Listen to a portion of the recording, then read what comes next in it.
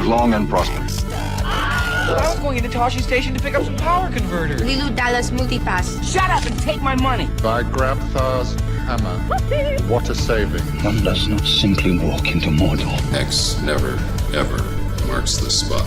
Winter is coming. You're a wizard, Harry. Stay a while and listen. Hey, old Kermit the Frog. Good times are cool. So say we all. This is a Play on Nerds. Welcome to episode 164 of A Play on Nerds. I'm one of your co-hosts, Jarman. And I'm the other co-host, Steve. That's right, and we're here to do this. Doing a show for you all, and our continuing honoring of the Avatar giant release. Avatar 2 is just sweeping the world. It is, and I have not seen it. Sweeping the world. But we're going to be watching another Avatar called The Last Airbender, the movie. That's right. M. Night Shyamalan has a new movie coming out, Knock at the Cabin.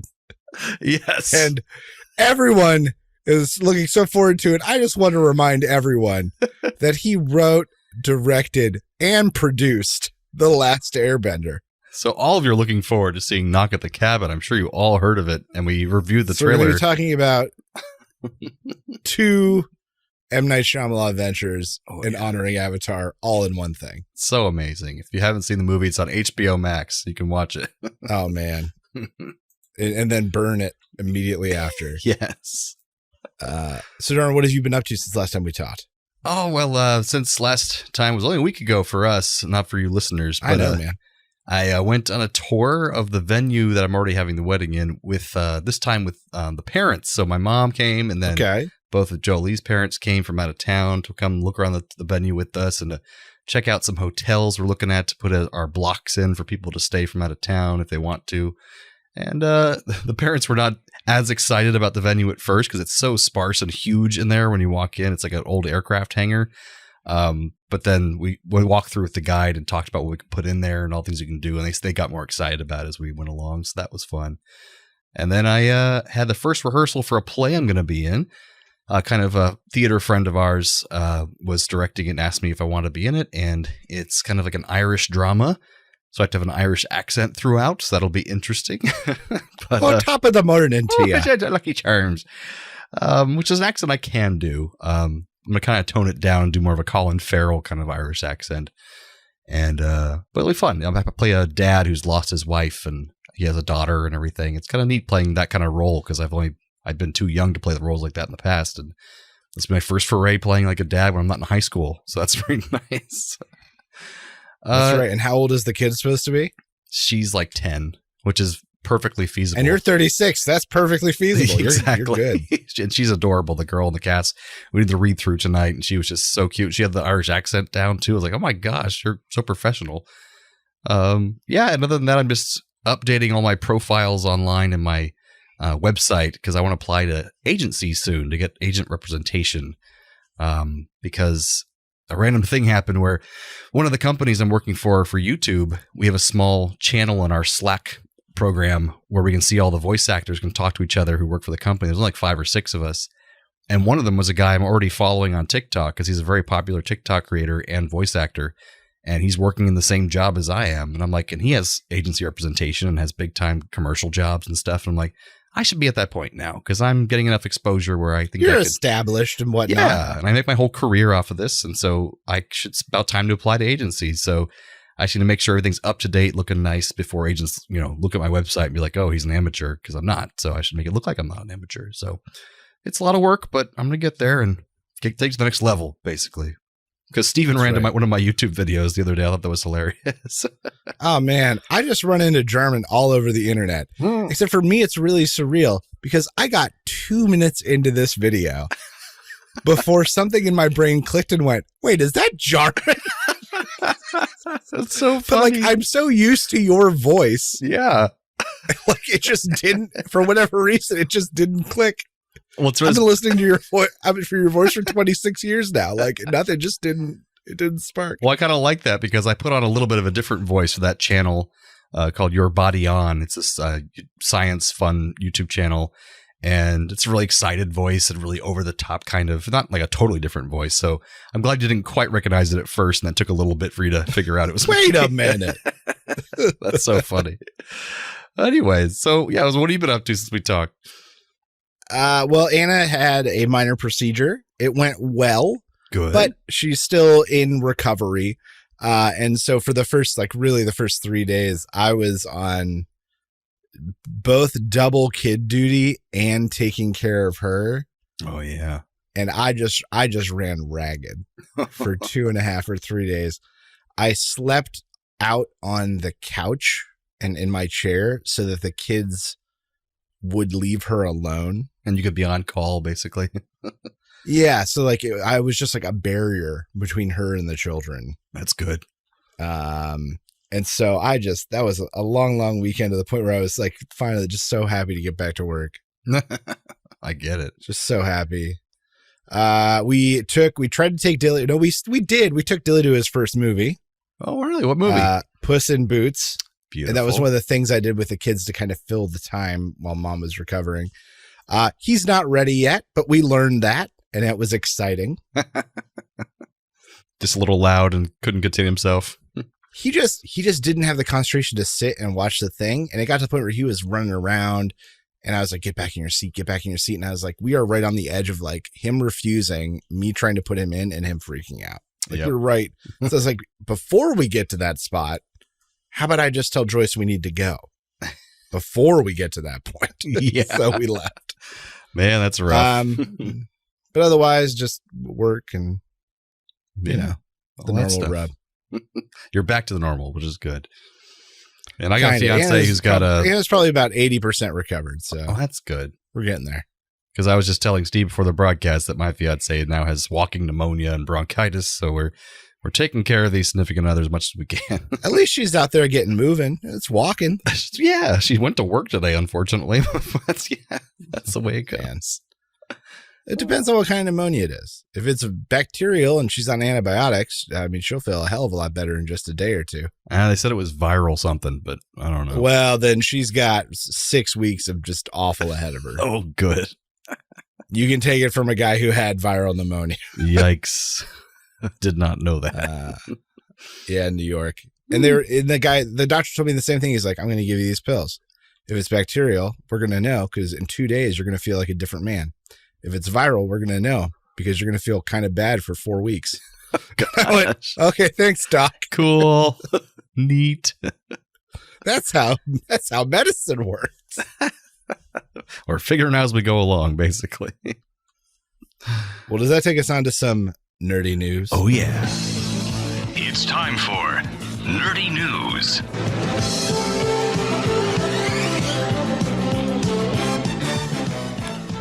All right, this week with our nerdy news story, I always bring a cheeky title. And this week's title is Half-Baked Goat. The University of Pretoria's Department of Veterinary Tropical Diseases and the Stellenbosch University Department of Animal Sciences teamed up to look at what goats are eating. Well, most goats that end up in, we'll say, retail markets are fed a mix of grains and then soy cake. And these scientists looked at, well, what could we substitute for soy cake? So what they tried hemp seed cake, a byproduct from both the marijuana and hemp industries. And they divided a group of goats into 5 groups. One was the control that kept their normal diet, but the other 4 had increasing amounts of hemp seed cake added to their diet. At the end of their growth period, they were slaughtered. They were placed. The meat was measured and tested, and then placed under retail-like environment. Mm-hmm. So in coolers that like retail stores would have, and they tested on day 1 and day 7. And what they found is that the 2 categories that received the most hemp seed cake had far better shelf stability, and they preserved higher levels of meat quality at 7 days than goats that received less or just the soy cake. And this scientifically proves why Willie Nelson is so well preserved. But doesn't explain why Bill Maher is melting. It's true. So yeah, That is some half-baked goat. That doesn't make the meat make you high, I guess. It's just hemp. I'll eat it. He'll give it a shot. Yeah, I'll do it for science. So that brings us to our main segment where we're going to talk about the Last Airbender. That's what we're talking about. That's right.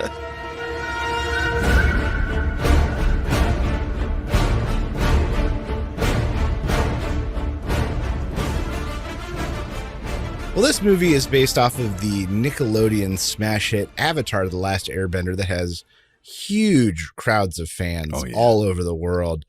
And this movie takes that and spits on all of it. Just in case you don't know anything about Avatar, it's a world where the elements themselves, air, earth, fire, and water, can be controlled and bent to the will of people. These people are called benders, and above them all is the Avatar, a single individual that can control all of the elements. The Avatar is a birthright of sorts, and when they die, they reincarnate into another body, passing from one element's clan to another. So from Fire Nation to Water Nation to, I don't know. Earth, yeah. Earth. Yeah, I don't know the exact order. Well, about 100 years ago, the Last Airbender disappeared. The Avatar that would be disappeared. And the Fire Nation struck up war and subjugated everybody and wiped out and killed all the airbenders because they were supposed to be the next ones to get the Avatar. And fire bad. Fire bad. Now we're 100 years after this happened, and everyone's oppressed. We meet Katara and Sokka, a novice waterbender, and her brother from the Southern Water Tribe. They discover a boy in the ice. He breaks free and reveals himself to be Aang. He's the last airbender alive. Whoa. Well, this draws the attention of the Fire Nation, who come looking for him. Aang, Katara, and Sokka narrowly escape on a giant flying bison. This part of the Fire Nation is led by Prince Zuko, a disgraced prince from the Fire Nation, looking to reclaim his glory as he hunts Aang and his companions. Aang is captured, but he escapes once they are on the Fire Nation's ship. They all do steamships. I thought that was kind of fun. They head to the Southern Air Temple, where Aang basically discovers that all of his people are dead. All the air nomads are dead. And that's when he decides he has to follow his destiny and try to learn the other bending techniques and become the Avatar. He's captured again by a different contingency of the Fire Nation, but then is freed by a masked figure who turns out to be Prince Zuko. Aang and the others continue to the Northern Water Tribe so he can start learning his water bending. They take him and begin his training. But the Fire Nation is back with a vengeance, and Prince Zuko is racing the other part of the Fire Nation to try to capture Aang during their assault on this northern nation. Zhao, a Fire Nation general, kills a fish that represents the spirit of the moon. And as we all know, the moon is what gives water its power. We all know that. Yeah. And it looks bad for the water benders as the Fire Nation attacks. The princess, that wasn't worth mentioning before this point, gives her life to revive the fish water spirit. Aang drives back the Fire Nation forces with a wall of water. And the ending stinger, the cliffhanger for a sequel that never was going to happen, is the Fire Nation Lord unleashes Zuko's sister, who's supposedly crazy, to go and finally bring Aang and his friends back. Mm-hmm. That's the movie. I think I really got it. I think I got it. You nailed it out of the park. So let's start with likes before we get to dislikes. Sure. Something I liked. This honestly had some decent acting. They really picked a few quality actors who tried to sell this piece of garbage we had to watch. That was my same first like as well. Which actors are you thinking of? Dev Patel. Yep. Prince Zuko. Sean Tobe, who played his uncle. Uncle Iroh. He was great. And then Asif Manvi, who played Zhao, the other general. The Fire Nation guys were strong picks. I didn't think I didn't think he did a great job as Zhao acting wise, but I can see what you see. I thought he really carried himself with like that gusto and lack of care, and delivered his lines that were supposed to be slights and to push in like very, very strategically acted ways. And I appreciate it. Was a big move for him, Asif Manvi, because he was a correspondent on The Daily Show for a long time, and comedic actor, comedian. And this was like his first foray into drama, and he just kind of screwed himself over because it was this movie. Yeah. And even lead actor Noah Ringer, who had some issues, really did have some well-acted moments. I thought the same thing. I wrote him as well. And he knocked it out of the park as far as trying really hard to sell these lines, and a first-time actor. Like, he did, I think, a great job for what he was tasked to do. And then I thought this had great visual design. All the tribes had distinct motifs and decorations and good matching costuming that really sold all these different places. And I think they did a really good job of creating the world. And they did a lot of on-site stuff with different ruins in the background and temples that were clearly real places. That's so weird, because that's exactly my second point, was that the production design was actually really good and very much resembled the show.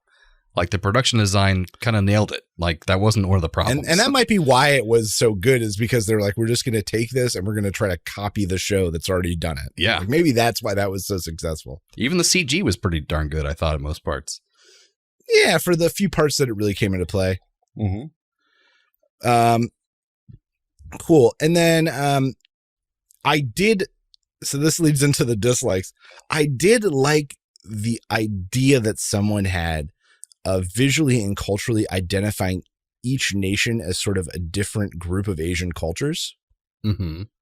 So like the Earthbenders were, from costuming and the looks that they gave them, were like Japanese. The Firebenders were Indian or Middle Eastern.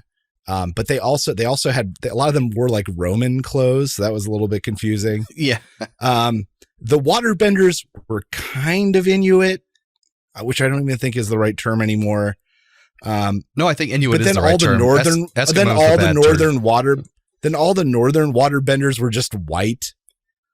Well, that was the thing. If you looked at the rest of only the lead two characters from the waterbenders and their grandma were white. The rest of the tribe around them were all Native American. Yeah, that's true. Right. But then once they got to the northern tribe, they were all white. Oh, yeah, that's true. That's definitely true. So I like that someone had an idea, and it kind of worked. I would say the Fire Nation, between the acting that we've both sort of agreed was the best in the film, and the visuals and their costuming, was like the most clearly realized, and it felt like everything else was kind of bad. Yeah, they didn't give much time for the earth-bending people to have much screen time to like get into their culture. They were just victims. Because that's the thing was they were victims. Even the TV show, that's chapter 2 basically is when he goes to get earthbending powers. And so that was the second movie. We'll spend a lot of time with them. We get a new character, Toph, from the show, who's really popular, who wasn't in the movie yet because it's supposed to be all in the sequel, which didn't happen. But before we jump completely to dislikes, I liked Appa as well. I thought Appa was really cool, and they also had the same actor. I forgot his what's his name? He plays all the crazy, any kind of crazy character with a weird animal voice. He's the voice actor that does it. And they kept not Frank Welker, right? He's kind of like the next generation Frank Welker, because Frank Welker is super old now. But everything Frank Welker won't do, they pull in D, and he does everything else. But Appa I thought was really well done and kind of cool. But yeah. But I wrote that too. What's with all these white people? Then that's something that they're going to fix in the TV show coming up. The live action TV show it's all Asian people with Indian or brown people as well mixed in as well, and it's basically all Asian. So, and Indians are considered Asian, so they kind of have Indian people and all these other Asian cultures throughout the show, which is kind of neat. Yeah, and once again they almost got there, and then it feels like someone made a series of bad decisions. Like I said, the Fire Nation was so well realized, and then like everything else just fell apart. Especially Dev Patel. He was really good, the Prince Zuko. Dev Patel was good. His uncle. Oh, I loved his uncle too. Whose name I already forgot. Uncle Iroh. Shantob. He was great. So earnest. And really brought a touch of class to the movie. So dislikes, and I wrote like a whole paragraph here, so forgive me. So, and this touches on everything we just talked about. While this is certainly not the first movie in history to whitewash, right? But the fact that they were telling a story, such a huge portion of the story centers around Asian visuals, Asian cultures, the garb, the costuming. And so for them to take such a huge chunk of the main cast and whitewash them, pretty blatant, was just, it just hurt. It hurt to watch. Yep. So it just didn't make any sense. It felt insensitive just even watching it, when I think they meant to make it feel diverse, and they kind of got the opposite of that. Right. And if anything, I was okay with the fact that Ong was being played by a white kid, because under that condition, all the other airbenders are dead. So he's the only white person we should have seen in the film. It would have been okay if he was the only one. Yeah. If he was the only white guy and then we see dead white guys in flashbacks, that would have been okay.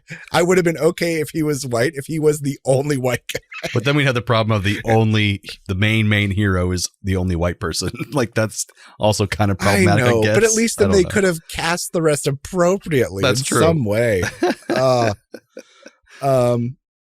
So that's some of the problems. The writing, it was just really clunky.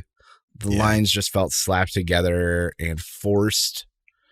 Some big pacing issues. There were long drawn out moments that kind of took things too far, followed by them just breezing through huge chunks of story and exposition.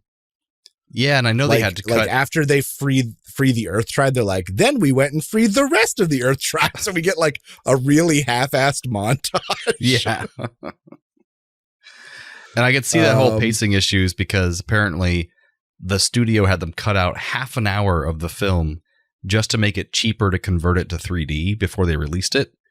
Man. So there's half an hour missing of just exposition and scenes we probably needed and things that, I mean, not that we wanted to watch another half hour of this movie, but it did create problems. And then that leads me back to the back to the point we both talked about, is that the Earthbenders really got the shaft. Yeah. From a screen time point of view, from a story impact perspective, they were the victims. They got rescued. But then when earthbending was the next thing he needed to like know, they were like, all right, we're done with you. Yeah. We'll see you in the next film. That won't happen.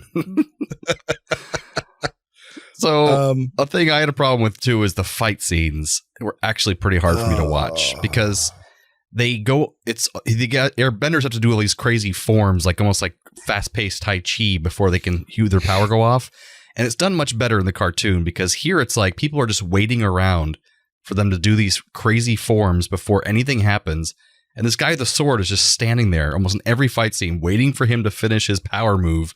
It's like, just go up there and chop his head off. Like, what are you doing? It just was filmed badly, I guess. So it feels like they're just taking forever to do these forms.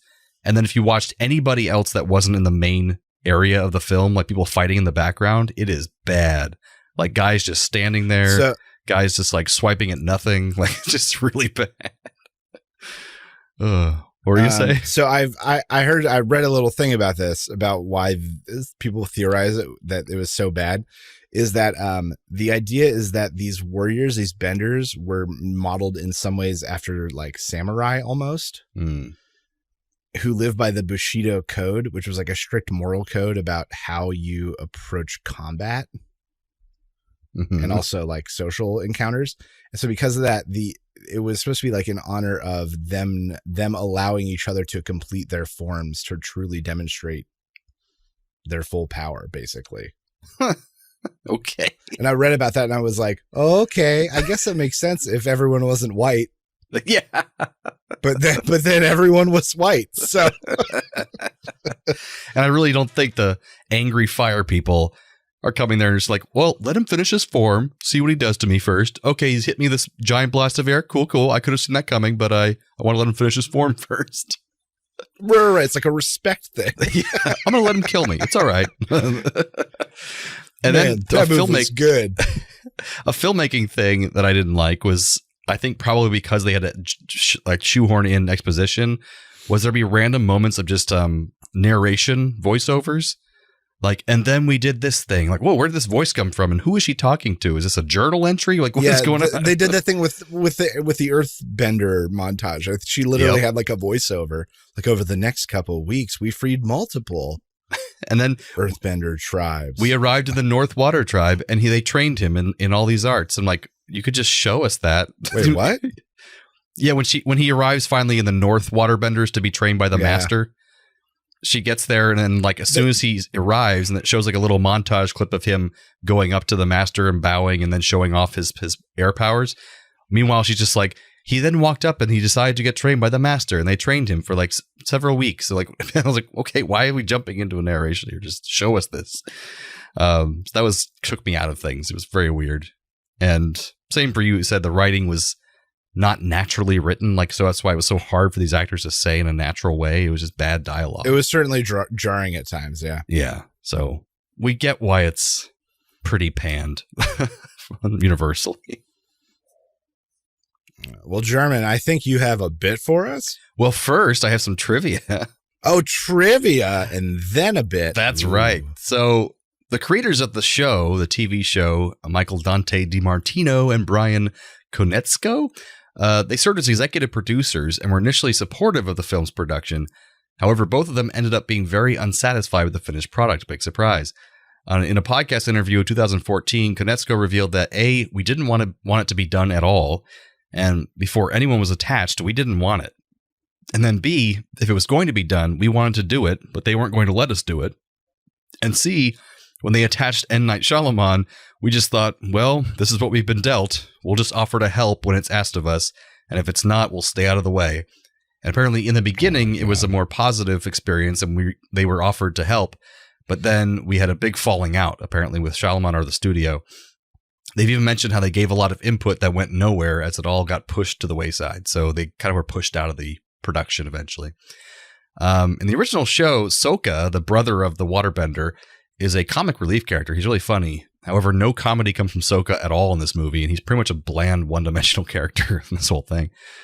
This is funny for our British listeners. In Britain, the word bender is a slang term for a male homosexual. So lines in this movie such as, "Look out, he's a bender," resulted in a lot of giggling in UK movie theaters, making it difficult for audiences to take the film seriously. I think that's hilarious. Nice. This movie won the Golden Raspberry Award for Worst Picture. Avatar, the word, was removed from the title to avoid confusion with James Cameron's Avatar in 2009. Conversely, the animated series was originally titled simply Avatar, but Cameron had already copyrighted that title, so The Last Airbender had to be added to the TV show. In spring of 2010, before the film's release, director M. Night Shyamalan was quoted by Entertainment Weekly as saying The Last Airbender was his best movie. That was in 2010. But in 2019, at a lecture in NYU Stern School of Business, M. Night Shyamalan publicly disowned his films The Last Airbender and After Earth, calling them junk movies. He added, "I did a couple huge big-budget CGI movies. There has always been this inexorable pull to join the group, a constant seduction in the form of whatever you want to tally in the form of money or safety, ease, not getting criticized.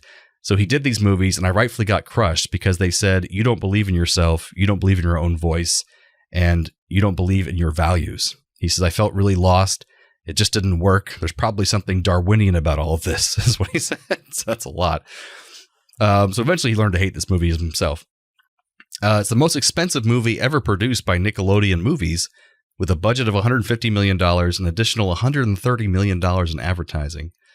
And Noah Ringer, who played the Avatar, he holds a black belt in Taekwondo, which is one of the reasons why he won the role of Aang after sending in a tape of himself doing martial arts with a shaved head just to get the part, and he got the part.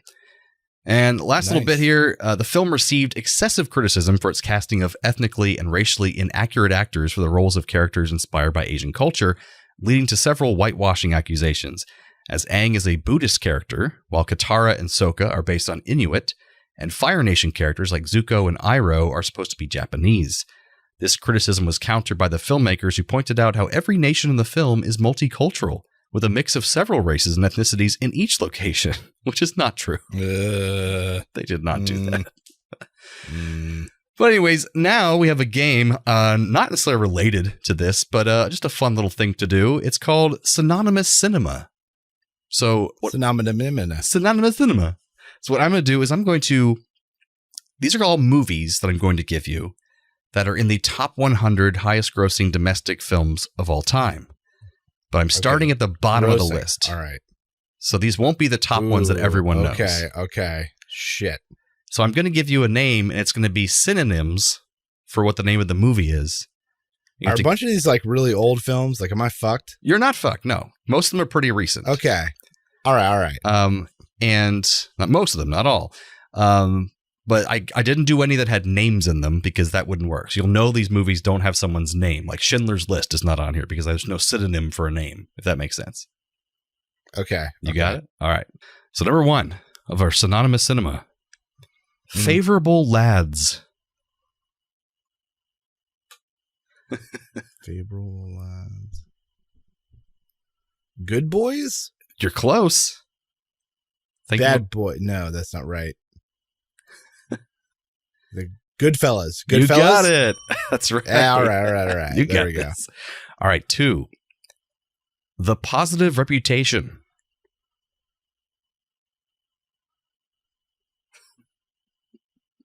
The Positive Reputation. So it's a little harder. The Prestige? Oh my gosh, yes, you got it. Okay. Existence is Gorgeous. Life is Beautiful. Yes. All right. Number 4. Courageous Soul. Braveheart. I got to make these harder next time. Immigrant.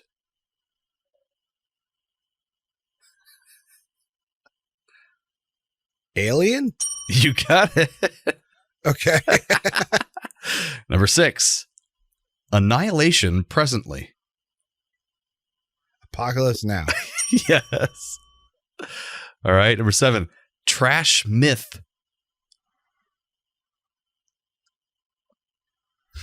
Trash Myth. This is an unusual synonym.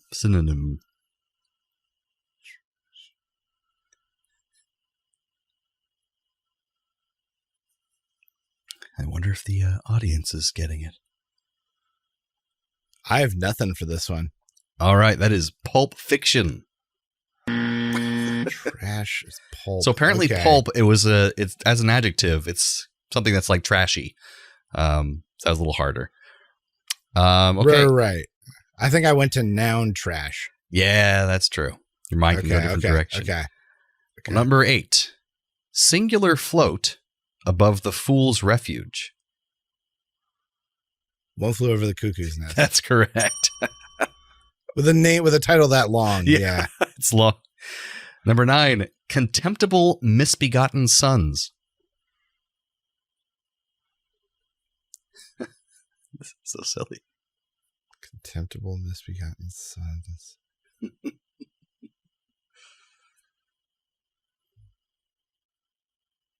I got nothing. That would be Inglorious Bastards. All right. Noiselessness of the Cattle. Silence of the Lambs. That's right. That was an easier one at the end. All right. So you got 8 out of 10. 8 correct. out of 10. That's one of our best scores ever on any of these games. That just shows that I can make that much harder next time we do that. All right. No, I like that. Yeah, scared me there for a little bit. All right. Let's bring some radical recommends. Yeah. Recommend. If you have the means, I highly recommend picking one up. What do you recommend I do? I recommend Pleasant. All right. Well, on our last episode, we did a Rule of 3 Day of the Dead zombie movie review in honor of the debut of The Last of Us. And my radical recommend is The Last of Us on HBO. Nice. I can confidently say that this is the best video game adaptation to live action ever. That's saying a lot. Well, maybe not that there haven't been much. other successes. Sonic was very, very successful. Both Sonics. There have been animated adaptations. True. From video games that are very good and very successful, but live action has been kind of a pit of despair. And The Last of Us shows that it can be done right and can tell real character-driven stories in a post-apocalyptic world that carry weight and carry the narrative of the genre of video games. The Last of Us, only the first episode is out, and I'm already blown away. Just blown away. Did you play the game? Yes. Well, I played a chunk of the game. I never finished it. My issue with The Last of Us is that I don't do well with really thick control schemes. Mm. And The Last of Us had, in my opinion, one of the thickest control schemes I've ever tried to get through, because there was a lot of stealthing and buttons that modified things. Ah. And I just can't get used to that. I can't do it. If I had a mouse and keyboard, I might be able to. Yeah, that's why I was telling Jolise. So I did not complete it, but not because it's bad, just because I was unable to get a handle on it. And a lot of fast-paced combat once you get into combat, because it's like, oh shit, you might die, so you got to really quick. But I don't know if you've had a chance to watch it. If not, I highly recommend. I've not. Because even if you don't know the game, which Anna didn't, Anna got like a really nice story surprise out of the show with like major impact, because she wasn't aware. She didn't know the story. So it's proof that even if you haven't watched, you can get something from the show. That's what makes a good video game adaptation. Oh my gosh. So radical recommend The Last of Us on HBO. More episodes to come. Check it out. I can't say enough good things. As many bad things as I said about Willow, I'm going to say that many good things about The Last of Us. Willow was a bowl of shit. Everyone who worked on it deserves to burn in hell. And you were a big Willow fan before that, so that says a lot. I am so mad it was that terrible.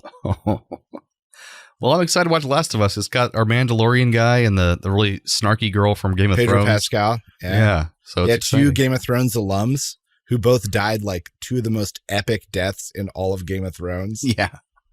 It's pretty cool. Yeah. I'm going to check it out for sure. All right. So that brings some now let's check out a trailer. Reviews.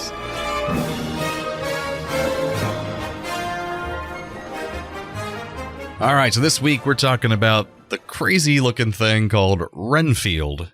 It is a movie about Dracula, but mostly about his servant, Renfield.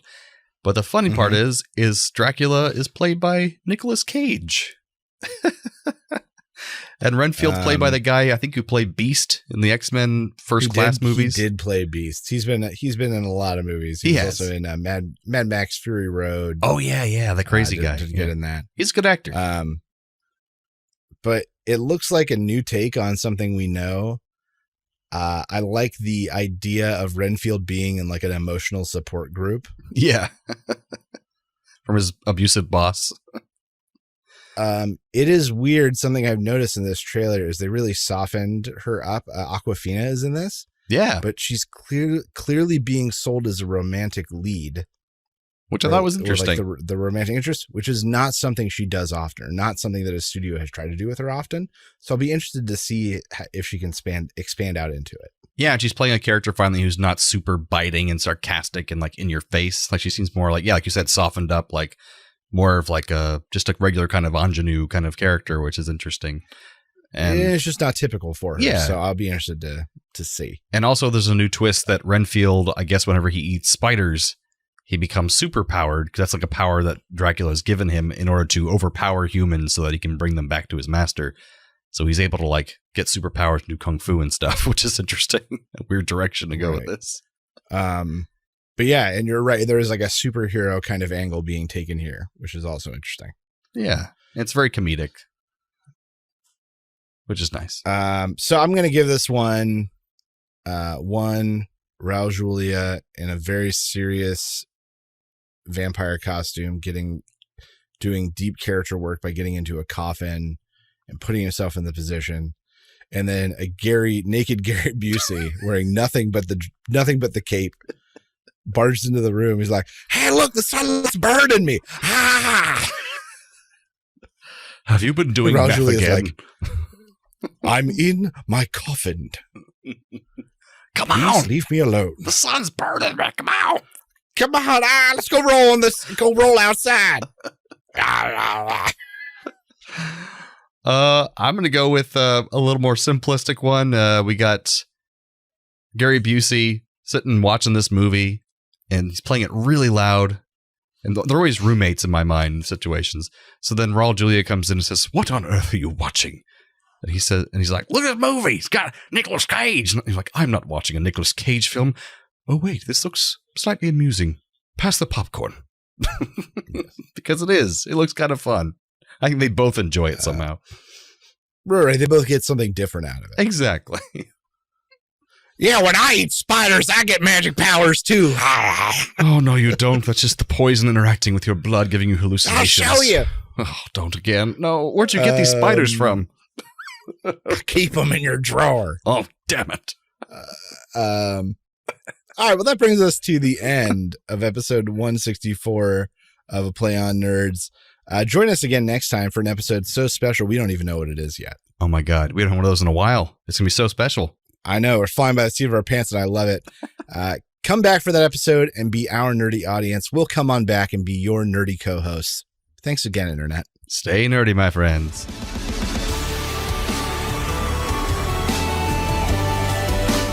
Thanks for listening to A Play on Nerds. Feel free to email feedback at aplayonnerds.com with all your questions or comments. Shoot us a message on Facebook or Twitter and earn yourself a sweet shout out on the show. Review us on YouTube, Spotify, or Apple Podcasts so even more nerds can find us. Tell your friends, tell your enemies, we aren't picky. Check out our entire back catalog and other offerings at aplayonnerds.com. And how?